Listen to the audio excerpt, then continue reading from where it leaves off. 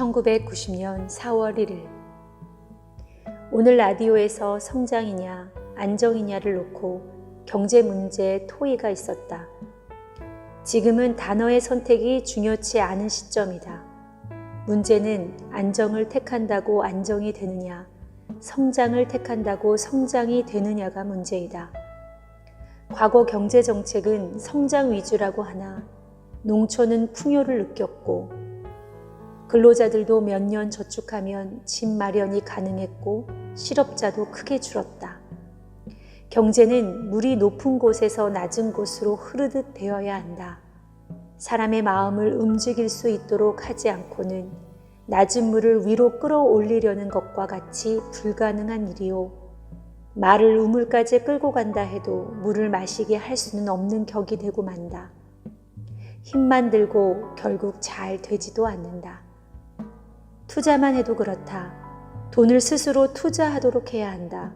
즉, 그렇게 하는 것이 보람 있고 안정스럽고 희망이 있고 이익이 되도록 해야 한다. 법을 만들어 어거지로 투자하게 할 수는 없다. 저축 문제도 저금을 하면 집을 살 수가 있어야 한다. 땅값 뛰고 물가 뛰고 저축할 맛도 맥도 안 나게 하면 자연히 소비를 하게 된다. 물론 규제도 있어야 하고 내거는 목표도 있어야 하겠지만 그 못지않게 중요한 것은 그것이 공연불이 되지 않도록 해야 하는 것이다. 어떠한 정책의 수립과 시행에서도 마찬가지겠으나 특히 경제적 문제에 사람들은 얼마나 예민하고 또 악착스러운가. 정책 위반 실천자들은 역지사지, 즉 내가 기업과 근로자, 주부가 되었다면 과연 어떤 풍토, 어떤 시책을 원했을까를 잘 생각하여 정책을 실행해야 할 것이다. 당장 내거는 요란한 구호, 당장 큰 효과를 내야겠다는 조급함보다는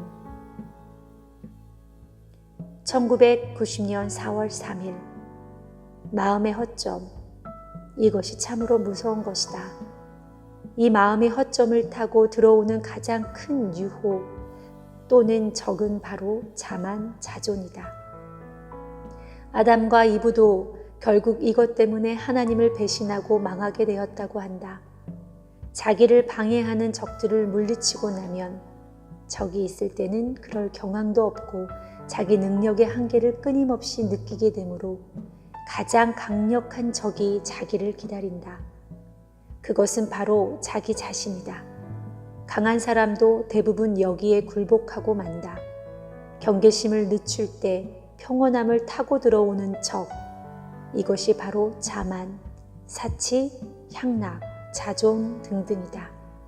악마의 가장 큰 무기이기도 하다. 연극 배우는 연극을 하는 것 같다는 생각이 전혀 안 들게 연기를 해야 정말 훌륭한 연기자다. 정치를 하는지 안 하는지 사람들이 정치를 별로 인식하지 않을 때 정치는 잘 되고 있는 것이다. 1990년 4월 4일 바람이 몹시 불고 기온도 내렸다. 소위 꽃샘추위다.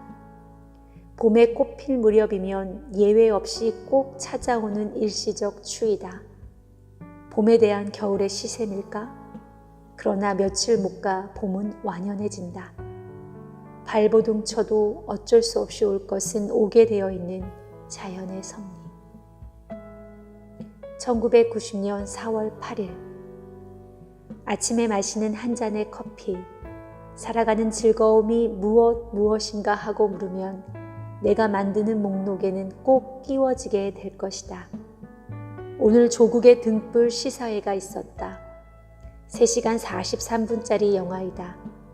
내일 나머지를 1시간 정도 보기로 했다. 그 시절 아버지를 중심으로 뭉쳐 흘린 국민의 피땀으로 인해 이 나라의 기초가 만들어지고 뼈대가 서고 모든 모양이 갖추어졌다는 사실이 실감나게 느껴지는 기록 영화였다. 1990년 5월 8일 요즘 영화, 책 발간 등으로 부모님에 대한 글, 사진 등을 노상 대하니까 그런지는 몰라도 아버지 어머니 생전의 모습이 또렷이 떠오르는 등 더욱 그분들 생각을 많이 하며 지내게 된다. 어제 저녁 잠자리에 들면서는 불란서에서 곧 온다는 나의 편지를 받으시고 식사 후 층계를 3-4칸씩 뛰어 올라가 내 방을 정리하셨다는 아버지의 모습이 자꾸 상상이 되고, 어버이날인 오늘 묘소 참배를 가는 차 안에서도 새삼스럽게 눈물이 자꾸 핑 돌면서 마음이 울멍울멍했다. 근간의 피로가 한꺼번에 몰린 듯 다리가 저리고 힘이 없어 층계 오르고 내리기도 힘든 정도였다.